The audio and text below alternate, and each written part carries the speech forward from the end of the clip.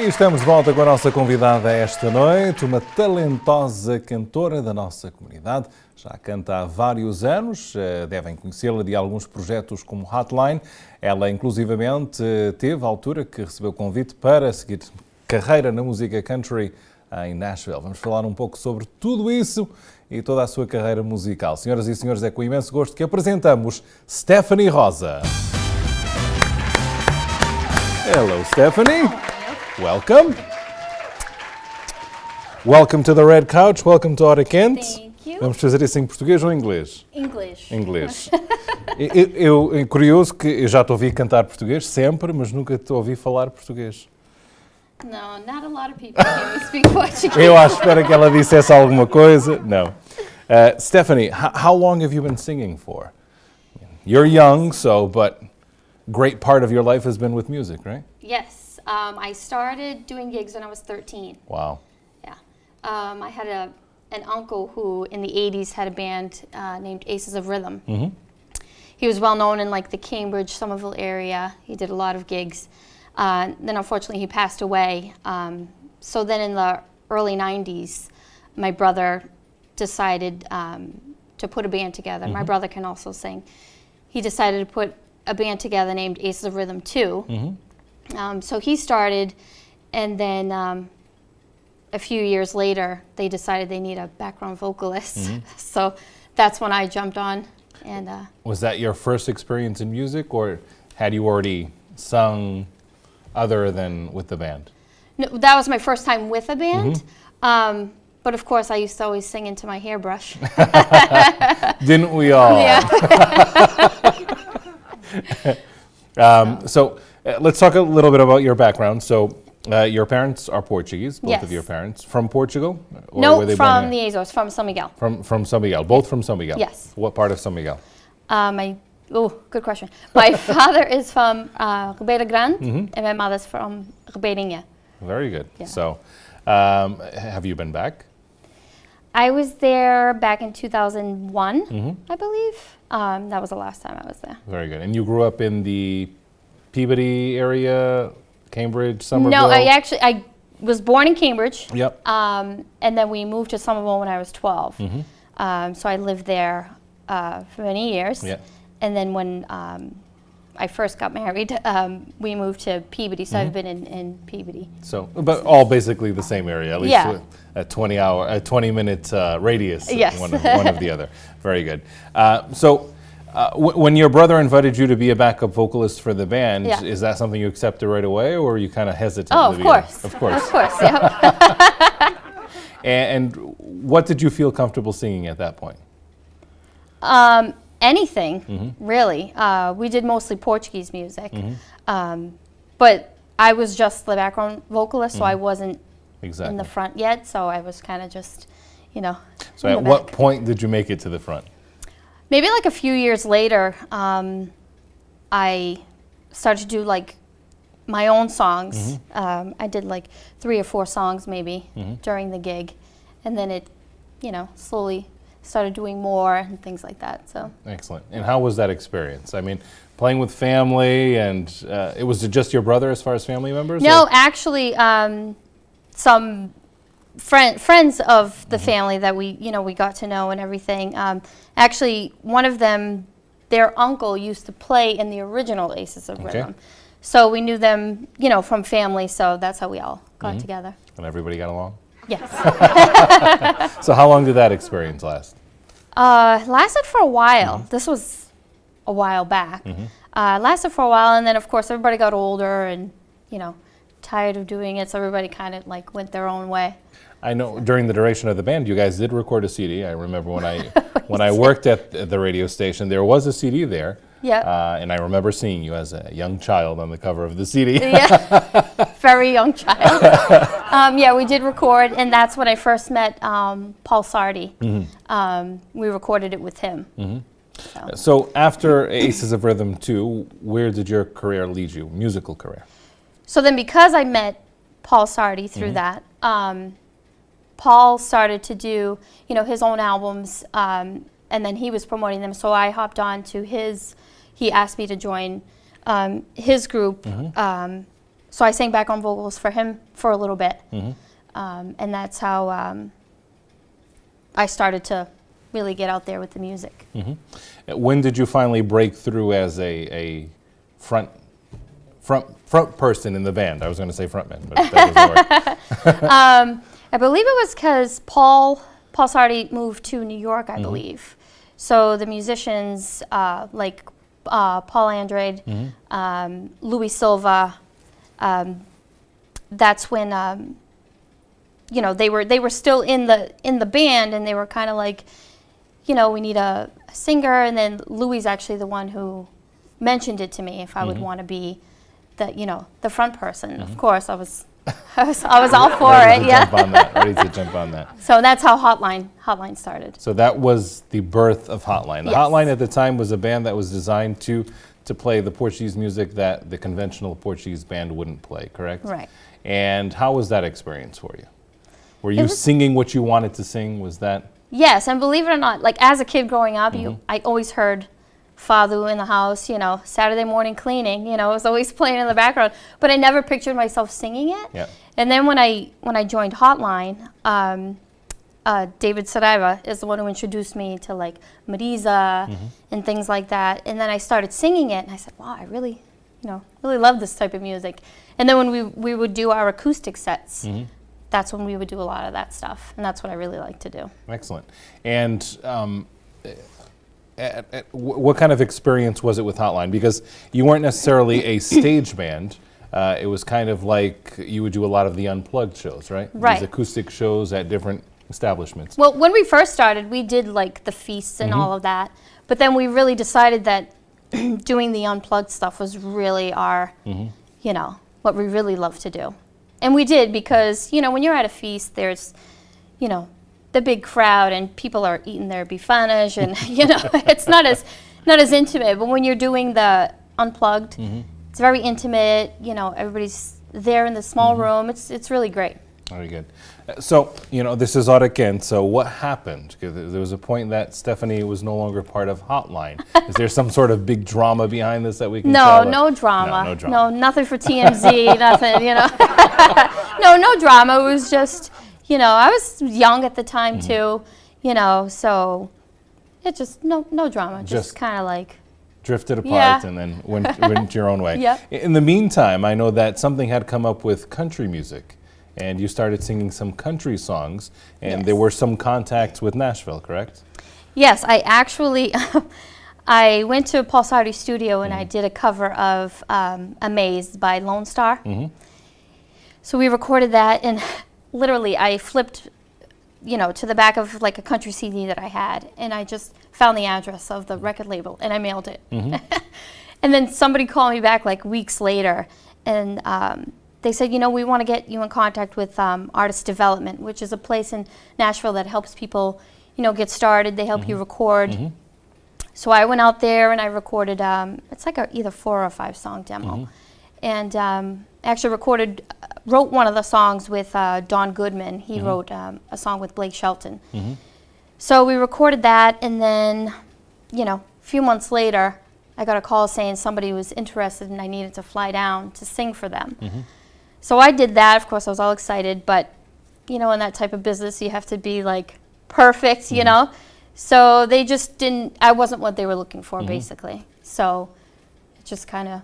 Did you give up then, or was it kind of? No, I didn't give up then, but, you know, life goes on. I got married, had kids, you know, things just, life got busy. Now, was country music something you really liked? I love country music. If I could sing country music that's what I would do. That's what. Yep. Now, from there, where did your musical career take you? So you realized that the Nashville thing wasn't going to work out at that time. So you come back home, and where do you go from there as far as your talent? As far as my talent, it was very low-key for a while. I did a couple of things, like I used to sing backups for David DeMello. I did a couple of years with him.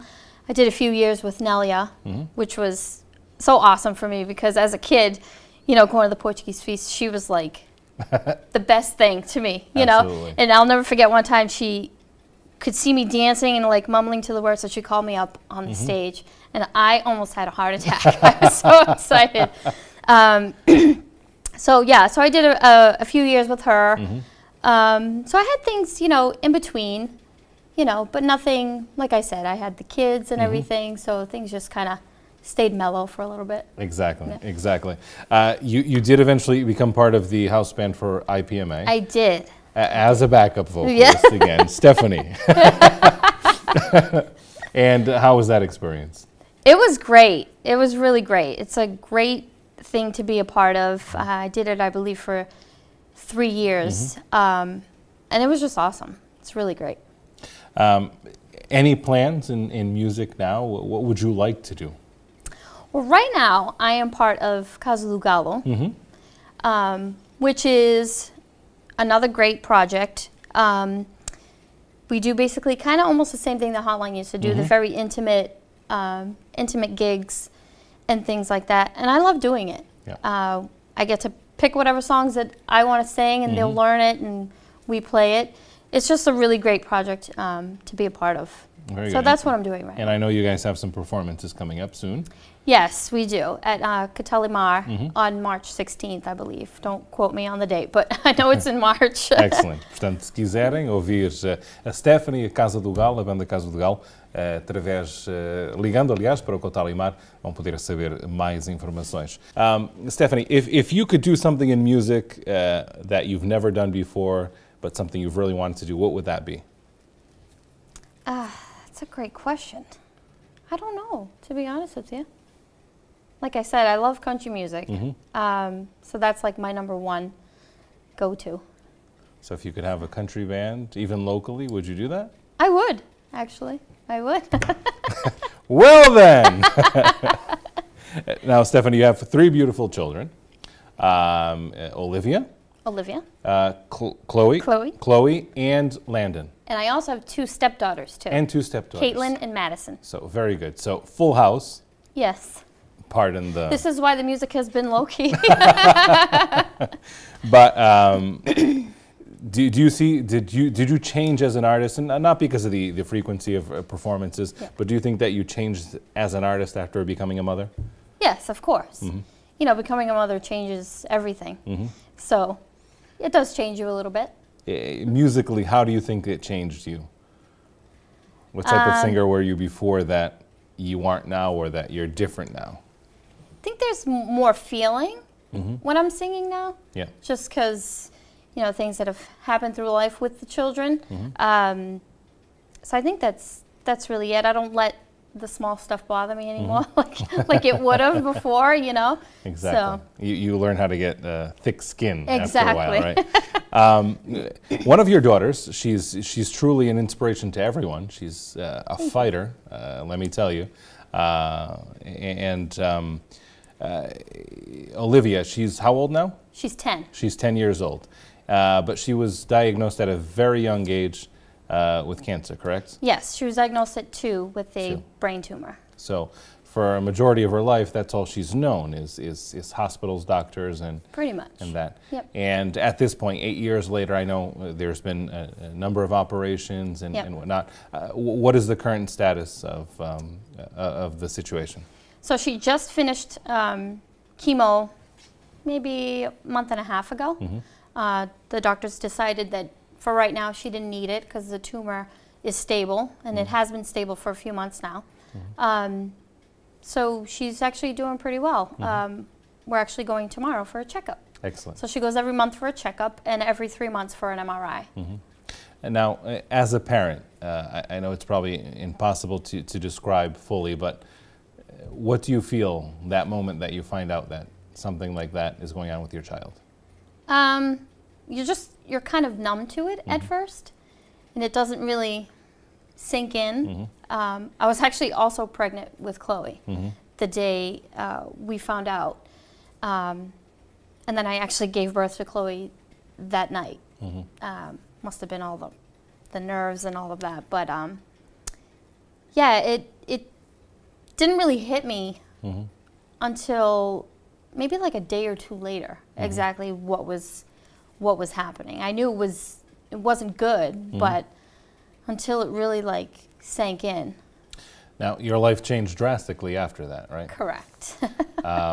So you got to learn more about the hospitals than you did your own home, and it was kind of that situation. Yep. But going through this and watching your daughter, did you learn anything from your daughter? Yes, again, not to sweat the small stuff, to just push through, you know. She's been through, I can't even tell you. And always has a smile on her face. Which is fantastic. And it's amazing, you know. And we look at a child and say, where do they get that strength? Because we don't think we have that strength. Right. But you were able to find strength that I'm sure you didn't know you had, correct? Yep, Throughout this exactly. process. You have to. You have to. Now, I know with the Boston Marathon coming up in April, Yes. There's something going on there as well. And for Olivia, correct? Yes, I'm running the Boston Marathon for Olivia. Very good. How is that preparation going, Stephanie? I'm tired for you already, So, just to tell you. should we change the subject? I'm just kidding. Some more scotch. No. It's going okay. Yeah. Having some issues with my right knee. Okay. So every time I try to do something, it kind of says, all right, we need to slow down a little bit. So, but in my mind, if she can do what she's been doing, if she can go through what she's been going through, then I can run those 26.2. Excellent. Yeah. And you can walk through them, right? I mean, Oh, there will be a lot of walking. Yeah. Maybe some crawling too. what day is the Boston Marathon on this April year? 15th. April 15th. So Yeah. that person that we'll see on the afternoon of April 16th, finally making it through the finish line, it'll be Stephanie, ladies and gentlemen. My as husband she's teases walking. me.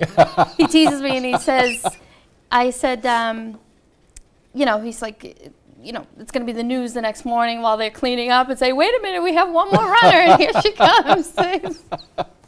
As Good long guy. as I cross the finish line, Yeah. that's all that matters. Absolutely, no. And all joking aside, congratulations Thank on you. know the will to want to do this and do it for your daughter.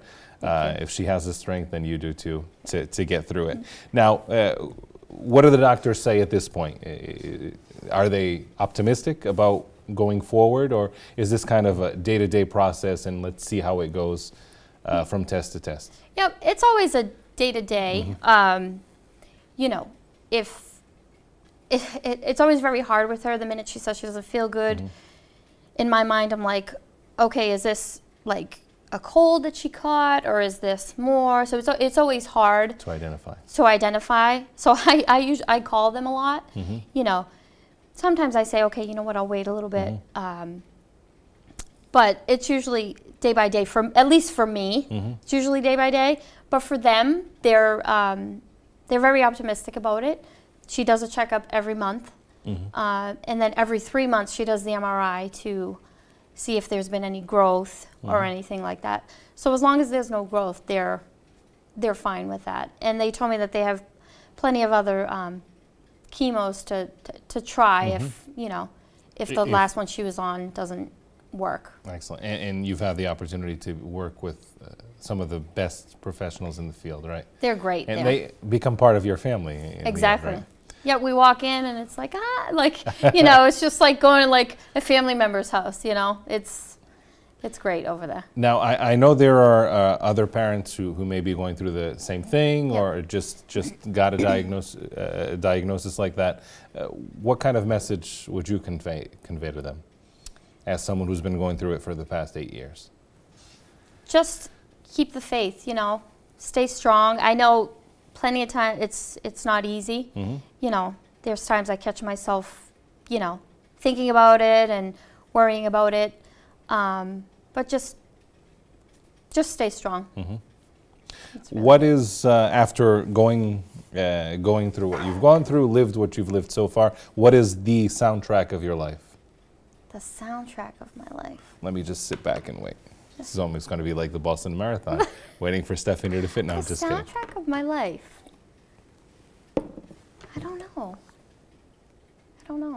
If you had to pick a group of songs, then instead of just one song, maybe 2, 3, 4. I don't know. You ask a lot of hard questions. Jeez, it's not rocket science. So next time you come on the show, you'll have time to think I'll make a about list. stuff. Make a list, Yeah. send it to me, and we'll talk about that. So Stephanie, what do you listen to when you're by yourself and you want to hear music? Country music. Country music. What artists specifically? My husband, Ricardo, and I just went to go see Eric Church. Oh, excellent. At the Garden. It was awesome. Yeah, so anything from Eric Church to Shania Twain was my very first country artist that I fell in love with. And then I also listened to Musica at home, Ana Moura I listened to. So it's country as they get. Yeah. So I listen to, a bunch of different stuff, but it's usually country music. What do your kids like listening to? What are you forced to listen to? Hold on, Baby Shark?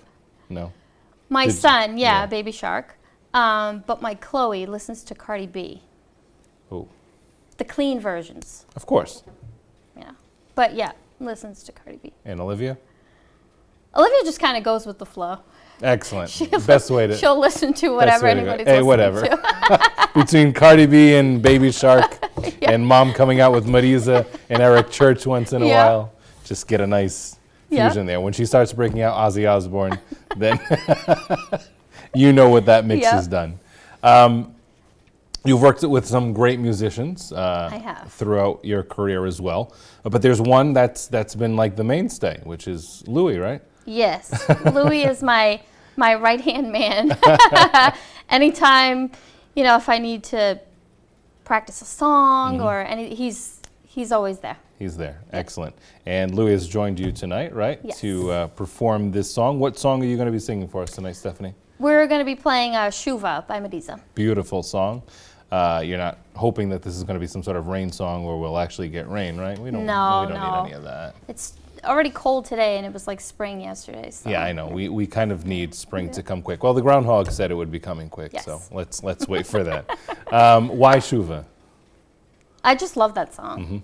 And the way he plays it on the guitar, I just love it. Very good. Stephanie, thank you very much for coming on the show. Thank you for having me. And best of luck. And anytime there's something new, come on. And then we want to hear what the soundtrack of your life is. Yes, now I'm going to go home and think about that. Think about it and write it down. So have Ricardo help you out with that as well? I will. Excellent. Senhoras e senhores, vamos ficar com Stephanie Rosa, acompanhada por Luís Silva, neste magnífico tema Chuva, que nos vai colocar a perceber exatamente a imensidão do talento da nossa Stephanie. Fique com Stephanie Rosa.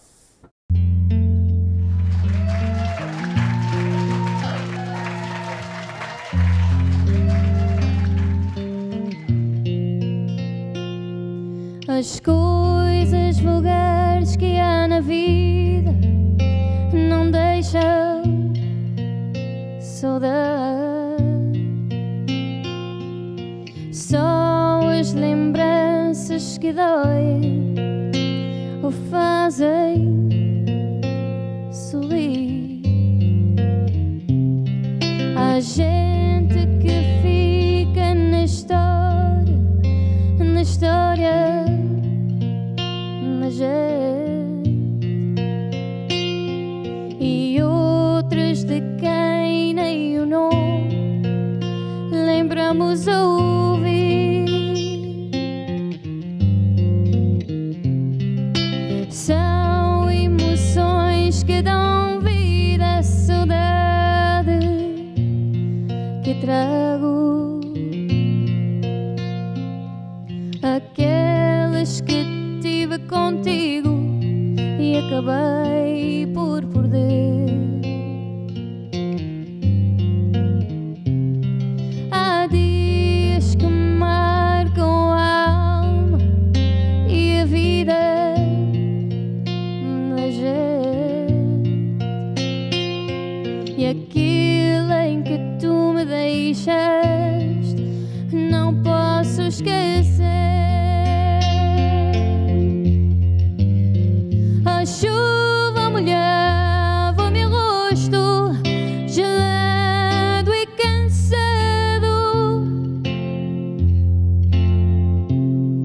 As ruas que a cidade tinha já eu percorrera.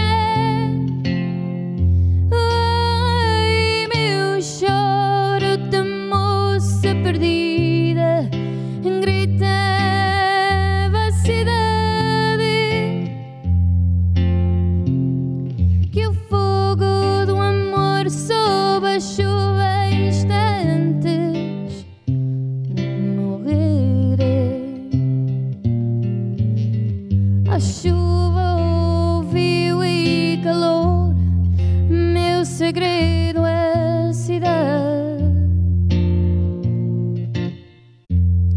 E eis que ela bate no vidro, trazendo a saudade.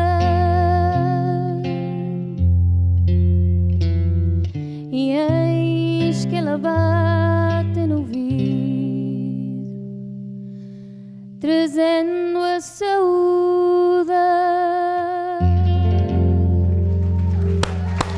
Fantástico, chuva esta noite. Stephanie Rosa e o Luís Silva a acompanhar-nos agora.